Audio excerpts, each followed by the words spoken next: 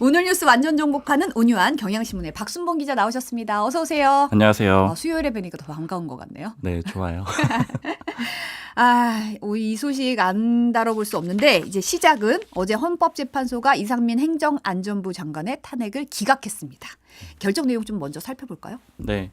일단 이 장관에 대해서 탄핵 심판한 거는 처음이거든요. 그쵸, 네. 대통령에 대해서 한 거는 이제 국민들이 다 기억을 하실 텐데 이 장관에 대해서는 처음 했고요. 그리고 이제 중요한 거는 만장일치. 그러니까 9대 0으로 기각을 했다라는 네. 거예요. 이태원 참사에 대해서 잘 대응을 못했으니까 자리에서 물러나야 된다. 이게 야권의 주장이었거든요. 근데 이제 헌재는 그건 이제 법적으로 잘못된 건 아니다. 이렇게 판단을 내렸고요. 네네. 왜 기각했느냐 이런 내용이 좀 담겨 있는데 이태원 참사를 헌재가 규정을 했어요. 이 참사는 어느 하나의 원인이나 아니면 특정인의 문제로 발생한 게 아니다. 그러니까 이제 복합적인 원인 그리고 여러 사람들의 잘못으로 이뤄진 거다 이렇게 판단을 내렸고요. 네. 그리고 이제 잘못이 있긴 한데 그러나 파면에 이를 정도의 법률 위반은 없다. 이렇게 좀 결론을 내렸습니다. 네. 근데 사실 재판부가 9대 0 만장일치로 기각을 결정했다는 점은 좀 눈길을 끌긴 하더라고요. 네, 사실은 이제 처음에 이 탄핵소추안을 야권에서 냈을 때도 네. 여당은 물론이고요. 야당 내에서도 기각이 될 거다 이렇게 좀 예측하는 사람들은 많았어요. 그렇죠. 근데 다만 그렇게 예측을 하더라도 예를 들면 5대 4 정도 그러니까 기각이 돼도 반대 의견이 꽤 많이 나오는 정도를 예측을 했는데 완전히 압도적으로 만장일치가 나왔고요. 이 5대 4로 좀 예측을 했던 여러 가지 근거들이 있는데 기본적으로 헌재는 이 재판관들이 9명으로 구성이 돼 있거든요. 근데 이제 성향이 좀 분류가 돼요. 네. 근데 현재 성향을 보면은 414. 그러니까 414. 진보 보수가 4명씩이고요. 중도가 네. 1명이거든요.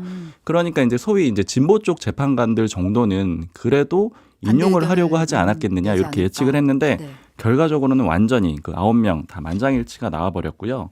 그러니까 이렇게 되다 보면은 결국에는 이게 이제 어떤 정치적 성향 이전에 법률적으로 해당하지 않는다라고 결론을 내렸다 이렇게 좀 봐야 되는 겁니다. 빈센트님이 법적으로는 문제 없다 이런 얘기다. 그러니까 이게 법적인 판단으로는 기각 결정을 내렸지만 그렇다고 아무 문제가 없다는 뜻은 아니잖아요. 맞아요. 이게 그 중간중간에 보면은 이제 결과적으로는 법률적으로 탄핵에 파면에 이를 정도는 아니다라고 다 같이 의견을 모으긴 했는데 그러나 법적으로 잘못했다라고 하는 그런 소수 의견들이 담겨 있거든요. 네. 탄핵 심판을 3단계로 나눠서 했어요. 네. 그러니까 예를 들자면은 사전에 예방을 잘 했느냐, 그다음에 참사가 터졌을 때 대응을 잘 했느냐, 잘했느냐. 그다음에 그 이후에 뭐 이제 사후 대처겠죠. 뭐 발언이라던가 장관의 어떤 언행 같은 것들을 봤는데 네.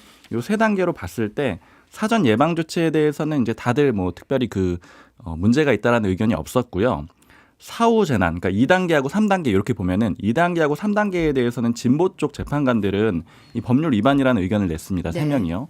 그리고 이제 보수 쪽 이 재판관인 정정미 재판관 같은 경우에도 이 마지막 단계, 그러니까 발언에 대해서는 좀 문제가 있다라고 봤거든요. 품위 유지 의무를 위반했다 이렇게 봤거든요. 네. 그러니까 이게 이제 법률적으로 장관직을 내놓을 정도는 아니지만 그러나 또 법적으로 잘못했다라는 내용도 있는 거고 그다음에 잘못은 있다라는 내용도 담겨 있는 겁니다. 네.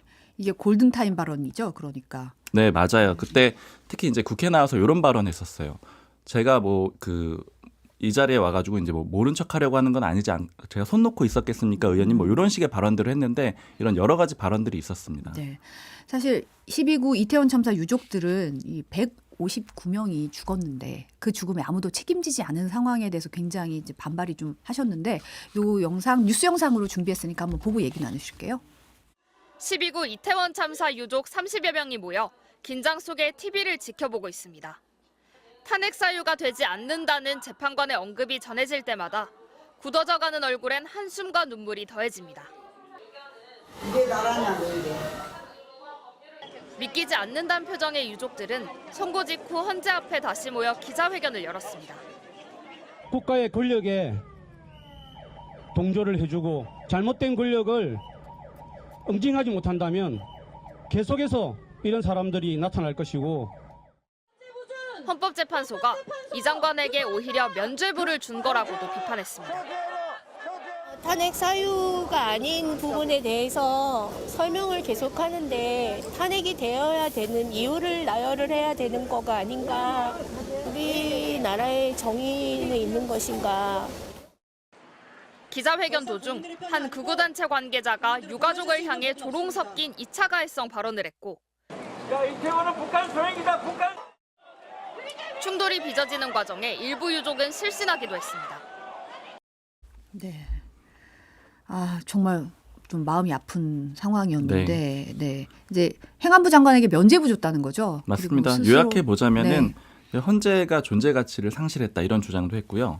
행안부 장관에게 면죄부를 줬다 이렇게 비판을 했고 그러면서 이상민 장관한테는 스스로 사퇴를 해라 이렇게 촉구를 하기도 했습니다. 네.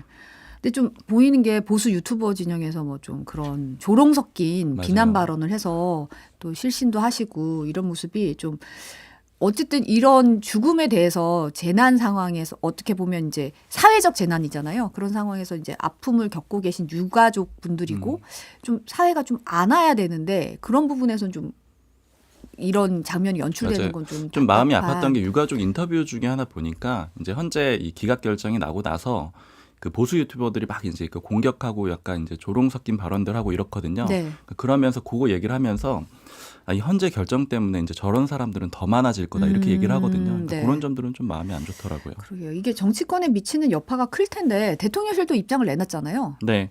이 대통령실이 입장을 내놨는데 두 가지가 핵심적이에요. 첫 번째 표현은 거대 야당의 탄핵소추권 남용이었다. 그러니까 네. 이상민 장관 탄핵에 대해서 그렇게 규정을 했고요.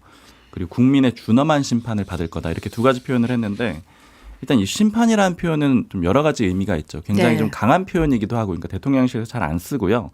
그 심판이라는 건 보통 이제 선거에서 심판을 해달라고 정치권에서 많이 쓰는 표현이잖아요. 네, 총선을 노린 건가요? 맞습니다. 이게 이제 총선하고도 다 연결되는 메시지라고 볼 수가 있는데 지금 여권의 전반적인 그 전략 내지는 프레임 두 가지를 뽑아볼 수가 있는데 뭐 지난 시간에도 많이 언급을 해드렸던 것 같은데 첫 번째는 가짜뉴스 대응이에요. 네. 이건 뭐 여러 가지 지금 전반에 다 걸쳐서 나와 있죠. 예를 들어 뭐 양평 고속도로 문제라든가 아니면 또 김건희 여사 쇼핑 의혹에 대해서도 그렇게 대처를 하고 그리고 또 최근에 그 천공이 아니라 백재건 교수가 네. 왔었다라는 내용이 밝혀졌는데 이걸 가지고도 여권 관계자들이랑 얘기를 해보면은 이거는 역시 야당이 거짓말, 그러니까 좀 그 서투르게 내놓은 내용들을 반박을 하는 거다 이런 얘기들을 하거든요. 그러니까 이런 흐름들은 다 가짜뉴스 대응이 한 가지가 있는 거고 그 두 번째는 이제 야당이 너무 크다. 국회에서 폭주를 하고 있다. 이런 점을 강조를 하고 있는데 거여 이런 그렇죠. 프레임이군요. 네. 거야가 되겠죠. 그래서 거야. 예. 네, 그래서 거야. 이제 그런 점을 강조하는 그런 메시지로 보이고요. 뭐 여당도 마찬가지로 발을 좀 맞췄어요. 근데 이제 한 가지 좀 주목을 해볼 만한 거는 이 헌재도 결국에는 사법부잖아요. 네. 근데 대통령실이 조금 선택적으로 입장을 내놓는다라는 건 좀 주목을 해볼 필요가 있습니다. 아, 그렇죠. 네. 가장 최근에 보면은 그 윤석열 대통령 장모 최은순 씨의 그 1심 판결 나왔잖아요. 법정 법정에서 구속됐죠. 구속이 됐는데 여기에 대해서는 대통령실 관계자가 어떤 뭐 사법부 판단에 대해서 언급하지 않겠다라는 취지로 얘기를 하거든요.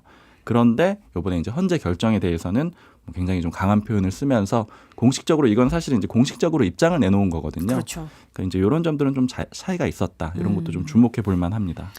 기각 이후에 이상민 장관이 바로 복귀했어요. 어떻게 보면 어제 굉장히 빠르게 움직였거든요. 네, 어제 이 탄핵 이게 좀 굉장히 중요한 사안이다 보니까 이제 그 결정이 나오기 전에 국민의힘 내지는 뭐 여권 사람들이랑 이렇게 메시지를 주고받고 있었는데 이제 딱 그 속보가 나오기 시작한 시간이 한 2시 20분, 30분 정도였거든요. 네. 그러니까 그때 이제 헌재에서 그 기각했다라는 주문이 나오는 시점 정도인데 네.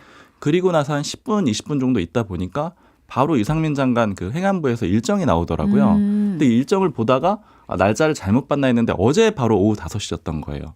그러니까 한 2시 한 4, 50분 정도의 일정이 나왔는데 그날 오후 5시에 충남 청양을 가는 그 일정이었거든요. 이제 수해 복구 현장을 가는 건데 이건 그만큼 준비가 돼 있다라는 거고 그리고 이 첫 번째로 이동한다라는 그 메시지도 좀 있어요. 그러니까 지금 사실은 이제 이번에 수해 문제가 되면서 야권에서 문제 제기를 했던 게 행안부 장관이 공석이었잖아요. 그렇죠. 네. 그 공석이니까 빨리 그 사람을 대체해서 앉혔어야지 공석이라서 대응을 잘 못한 게 아니야 이런 식의 압박이 있었는데 이걸 이제 좀 약간 반박하는 그런 수해 의미가 있는 현장으로 거죠. 가서 보여주면서 잘못된 그런 탄핵 소추로 인해서 공석이었던 거고 이거 아니었으면 내가 바로 이렇게 갔을 거다 이런 메시지를 좀 보여주는 걸로도 여권에서 좀 해석을 하고 있어요. 오늘 굉장히 뭐 오송 지하차도도 가고 여러 맞습니다. 군데 오늘도 오송 지하차도 가고 이제 굉장히 빠르게 움직이고 있고 그러니까 이런 의미도 좀 있을 것 같아요. 야권은 물론이고 사실 여권 내에서도 이상민 장관이 기각이 될 거라는 건 다들 예측을 했으니까요.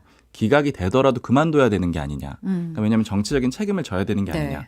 그리고 사실은 이 사건 초기에도 그런 의견들이 꽤 있었거든요.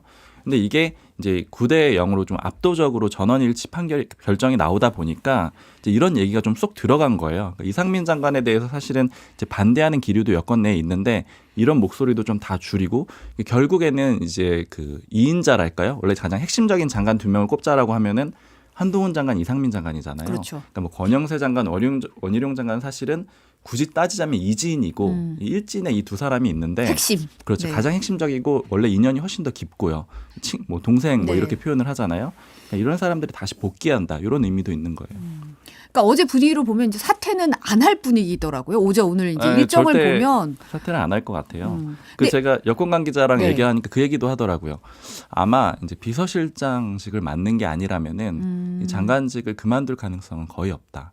그리고 이제 핵심 실세로서 계속 일을 할 것 같다. 이렇게들 예측을 하고 있어요. 사실 근데 이렇게까지 버리지 뭐라 그래야 되죠? 이런 상황에서 사퇴를 안 하고 이렇게 갈 수 있는 거는 어떻게 보면 이제 용산의 의지일 텐데 이유가 있을까요? 뭐 여러 이상민 가지 의미가 장관에 있을 대한? 텐데 기본적으로는 이상민 장관 굉장히 신뢰를 하고요. 그 용산에서도 많이 나오는 얘기들이 그러니까 이제 총선 때문에 이런 것들을 많이 물어보는데 장관들이 총선에 나갈 거냐 말 거냐 이제 사람별로 많이 물어보게 되잖아요. 그렇죠. 뭐 이 장관은 네. 나가냐 저 장관은 나가냐 이렇게 물어보는데 기본적인 생각은 일할 사람도 좀 부족하다 이런 생각들을 가지고 있거든요. 최대한 지금 장관들을 좀 잡아놓은 상태예요.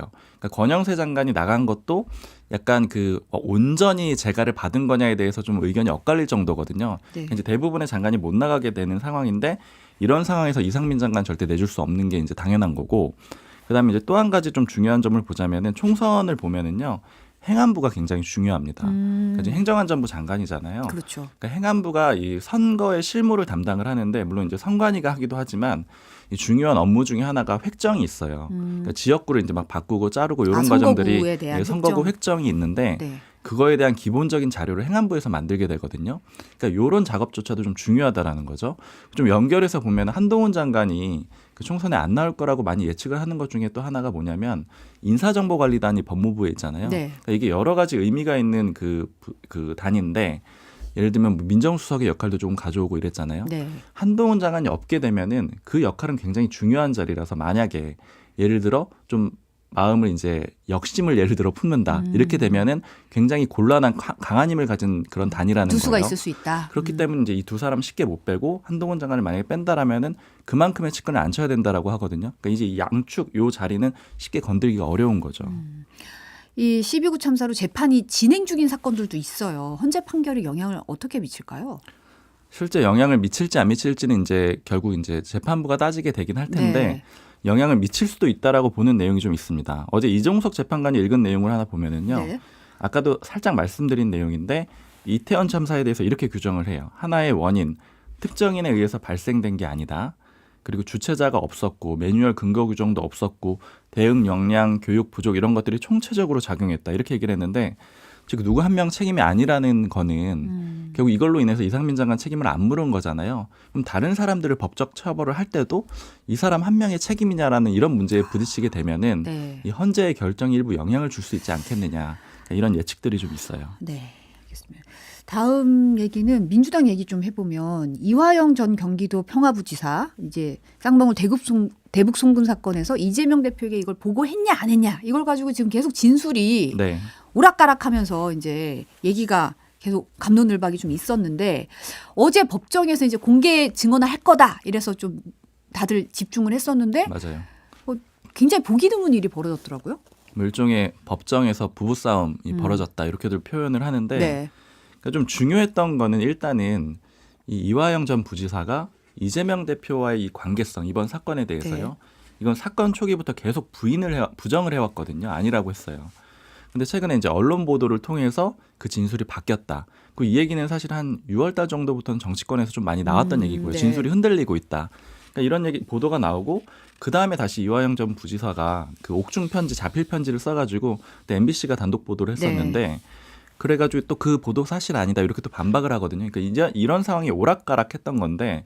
근데 이걸 정리하는 거는 결국 법정이거든요. 그렇죠. 본인 입으로 어떻게 말을 하느냐를 맞습니다. 들어볼 수 있는 곳이죠. 법정에서 이화영 전 부지사가 어떻게 얘기하느냐 이게 이제 최종 결론이 되는 거라서 굉장히 중요한 재판이었는데 그런데 이제 문제는 이화영 전 부지사가 어제 재판에 혼자 나왔어요. 변호인 없이 중요한 재판인데 혼자 나왔고, 근데 왜 이렇게 된 거냐 하니까 이제 아내가 해임 신고서를 대신 낸 거예요. 그래서 이제 변호인이 해임 신고서가 내니까 못 나오고 혼자 나왔는데, 그래서 이제 이화영 전 부지사가 처음에 그 재판부가 물어봅니다. 네. 그 변호인 해임을 했느냐 이렇게 물어보니까 그게 아니다. 나는 그런 얘기를 못 들었다. 즉 아내한테 못 들었다라고 하고, 해임된 줄 네. 해임한지 몰랐다. 그리고 아내가 오해를 한 것 같다. 변호사 해임은 내 의사가 아니다. 즉 해임하고 싶지 않다. 이런 의견을 내나요. 네. 그리고 나니까 이제 아내가 갑자기 방청석에서 일어나서 소리를 지르면서 얘기를 합니다. 당신 그렇게 얘기하면 안 돼요. 이렇게 하면서, 그러니까 이제 재판부가 발언권 주거든요. 네. 그러니까 왜 남편이 하지 않은 일을 했다고 하는지 이해가 안 간다. 검찰에 회유당하는 것도 모르고 정말 답답하다. 정신 차려야 된다.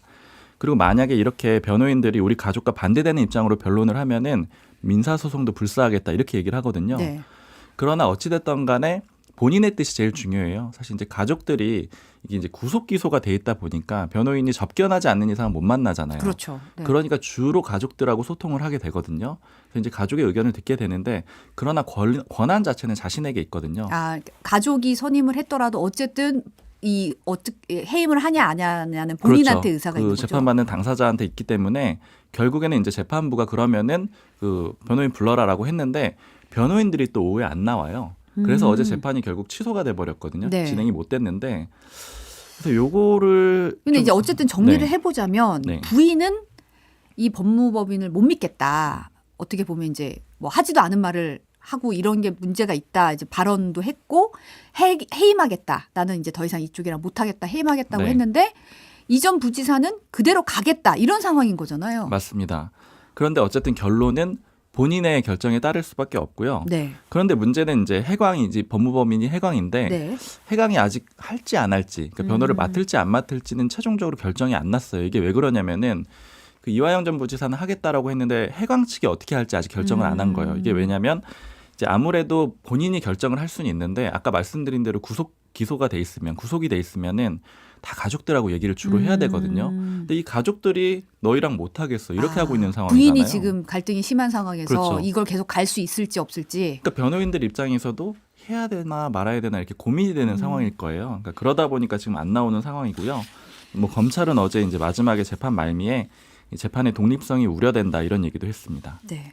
이런 상황이 이제 결국은 이재명 대표한테 수사가 이어지느냐, 검찰이 구속영장 청구하냐, 뭐 이런 문제로 연결될 수밖에 없는 상황인데 이게 당내 기류는 좀 어때요? 이화영 전 부지사가 아무래도 이제 보도로 나왔던, 그러니까 이재명 대표와의 관계성을 인정하는 듯한 네. 그런 입장을 취할 거다, 이런 관측들이 민주당 내에서 꽤 많더라고요. 네. 이게 왜냐면은 액수가 큰데 혼자서 다 감당하게 되면은 그러면 아마 이제 상당한 형량을 살아야 되는데, 이런 상황에서 뭐 검찰이 좀 다른 건들도 좀 잡고 있다는 얘기들도 있고요. 그래서 결국에는 좀 이재명 대표를 그 연관성을 인정하는 그런 분위기로 갈 것 같다라고 하는데, 다만 이제 그렇게 되면 결국에는 검찰이 어느 순간에 구속영장을 이재명 대표에 대해서 청구를 하고, 네. 요것들이 이제 민주당 내에서 변수로 작동을 할 텐데요.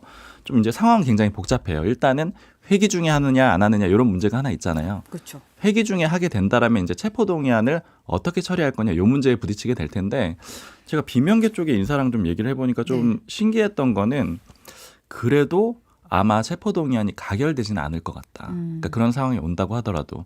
왜냐면은 최근에 보면 이현욱 의원이 이재명 대표 체제로 총선을 치른다라는 거는 좀 이제 그 막을 수는 없는 흐름이다, 이런 취지로 얘기를 하거든요. 네. 그러니까 이 얘기를 하면서 그게 정보가 없는 상황은 아니다. 의원들이 대부분 일단은 현재 그런 이 총선 그 공천 제도에 대해서 상당히 좀 약점을 잡혀 있다라고 그렇게 표현을 하더라고요. 비명계 쪽에서는. 그러니까 이재명 대표의 말을 어느 정도 따를 수밖에 없고, 그다음에 이재명 대표가 없는 상황에서 총선을 치르는 게 만만치 않다라고 보고 있기 때문에 아마 실제로 이 체포동의안이라는 그런 시험이 오더라도 그 이재명 대표가 쉽게 구속이 되는 그런 상황 오지 않을 거다. 근데 다만 이건 기본적으로 체포동의안 포기하겠다라고 했기 때문에 네. 비회기 중에 올 수도 있고요. 이재명 대표 본인이 또 적극적으로 나서면 상황은 다를 수 있습니다.